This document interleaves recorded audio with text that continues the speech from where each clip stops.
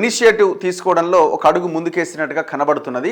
42% రిజర్వేషన్ల కోసం బీసీలకి లోకల్ బాడీస్లో 42% రిజర్వేషన్ల కోసం ఒక ఆర్డినెన్స్ తీసుకురావాలన్న ఆలోచన చేస్తున్నారు. అసెంబ్లీని సమావేశపరిచి ఇది ఖచ్చితంగా మంచి నిర్ణయం కింద మనం చూడాలి.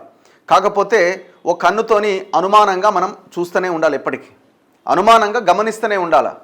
చేస్తారా చెయ్యరా, ఏం జరుగుతుంది, దీని వెనకాల ఏమైనా కుట్ర ఉందా, ప్రతిదాన్ని మనం అబ్జర్వ్ చేస్తూ ముందుకెళ్లాల్సిన అవసరం అయితే ఉన్నది. నిర్ణయం తీసుకోవడం, ఇనిషియేట్ తీసుకోవడం అన్నది గొప్ప విషయమే ఒక రకంగా చెప్పాలంటే. ఎందుకంటే ఈ ప్రయత్నం గతంలో జరగలేదు.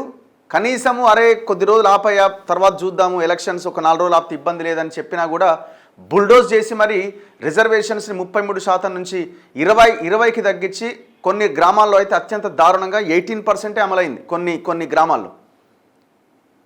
సో అదేమీ లేకుండా కొంత ఎలక్షన్స్ పోస్ట్ పోన్ అయినా, కొంత ఇబ్బంది జరిగిన గ్రామాల్లో, నిధులు గ్రామాలకి రాకుండా కొంత ఇబ్బంది జరిగిన ఈ రిజర్వేషన్ అంశంలో నిర్ణయాలు తీసుకోవడంలో కొంత అడుగు ముందుకు పడుతుందని అయితే మనం చెప్పొచ్చు. కాకపోతే ఇక్కడ మిస్టేక్ ఏం జరిగిందనంటే, అసెంబ్లీలో బిల్లును ఆమోదించిన తర్వాత, లోకల్ బాడీస్లో 42% రిజర్వేషన్ బిల్లును ఆమోదించిన తర్వాత గవర్నర్కి పంపారు, గవర్నర్ రాష్ట్రపతికి పంపారు.